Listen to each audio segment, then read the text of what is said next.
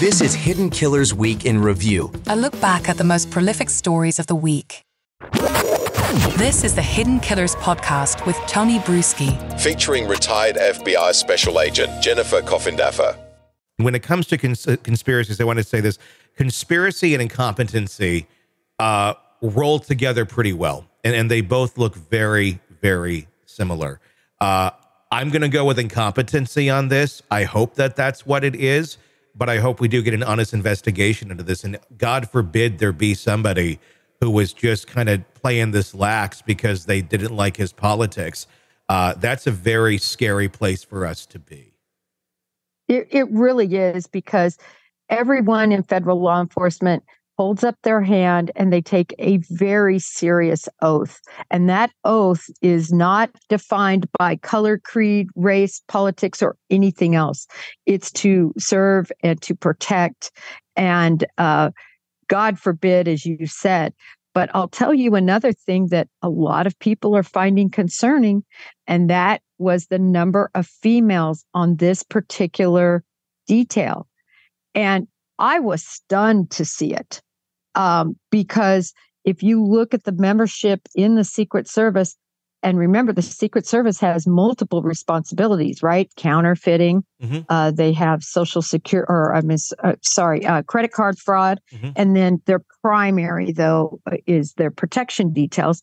But if you look at the number of Secret Service agents and compare that to the number of females, and then you look at the number of females that were on this detail, which I counted 4, mm-hmm. 2 in his immediate circle. As a 6'4" man, it was a little surprising to me. And this is not to say that women don't have a place on security details. They could serve a lot of roles that men can't. Sure. We can get into small places, crawl spaces, attic spaces. We can go unnoticed because we're female. Mm-hmm. So there's a lot of things a woman, as long as you meet all the requirements and can shoot and are good at tactics and have been good in your training, there's no reason why they shouldn't be able to serve. But let's be real. If I have a 6'4" candidate or political figure protectee that I'm supposed to protect, I'm probably, if I'm the on-scene commander, not going to put a 5'3" woman on him. That's just me. Yeah, it's just logistics. It's all it is. I mean, look, if he was 4'5", sure, that might more sense. But you're going to want a basketball type stature individual in that sort of detail just because of physical logistics. The decision of who chooses who's going to be on what detail, is that up to the director of that specific event that is going on, or how is that chosen? Typically, it is the on-scene commander, so it's the person that's in charge of that overall protection detail. And I don't want to sound hypocritical, because anybody who knows me knows I'm about 5'1", and people know Comey is 6'7", and mm-hmm. I was on his detail. Mm-hmm. But I had specific assignments, such as I did the advance. Mm-hmm. I drove his limousine. Mm-hmm. I was an armed person behind him. I opened the door. I was very seldom on the part of the detail that would have shrouded him. Sure. That was responsible for, because, I would have had him from about the knees down. Sure. I mean, he's a tall man. Mm-hmm.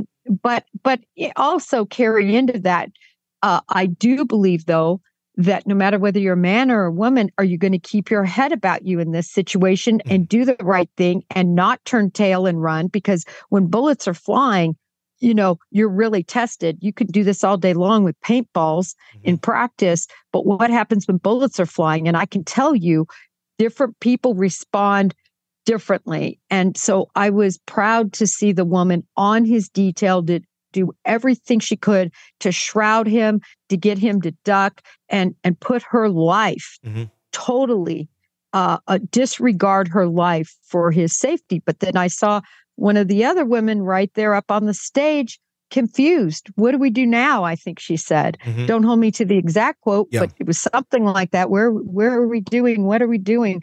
You don't want that. Yeah. So whether you're male or female. So, and then it begs the question, were the most competent people on this detail, because whether you like Trump or not, everyone hates him. And surely the Secret Service had to consider him one of the number one most volatile targets that they would protect. I would think. I mean, you're going to have that level. I mean, volatile with anyone on this presidential election ticket or any of the tickets that they're number one target for crazy people like this I don't know. I mean, if it comes down to, well, we kind of put, the B team on here today. There is no B team day for people like this, especially in this environment. Maybe when he's 90 something and he's not in any sort of political office or running. Okay, you got B team, but this is not that time. And quite frankly, the B team needs to go handle credit card fraud. Yeah. This was. Let me ask you one more thing about that day, because there's been some criticism saying they let him stand up. There's obviously that now famous image of him with his fist raised and he's shouting "fight." Should that have been allowed to happen? And it's not a political statement of I don't want that to happen if I don't agree with his politics, but how did he do that? How did no one keep him down? I mean, he was in another before we knew that there wasn't another shooter. We knew the one shooter was down, but we didn't really know if there was somebody else out there with something like this. Should he have been kept down, or was this just kind of how it went? Maybe he pushed his way out through them in the fog of the war of what was going on at that moment. How did he do that? Okay, I can explain that. So protectees, they're not as pliable as you might think. Mm-hmm. They're going to do what they want to do. They act spontaneously. You're doing the best to make your bubble around them, really the human shield. You're also have your head on a swivel to the point that you're making sure that the immediate threats aren't coming at him. I mean, somebody could have jumped out of the crowd as an example and attacked. Nobody really knew it was happening so quick. The other thing is, in other words, people can do quick motions like that, and you're trying to control him. He's a 6'4" guy. He's taller than I think anybody on the stage. So, how long did that take? A second, 2 seconds? Mm-hmm. It was quick. The other thing is, he is in his late 70s.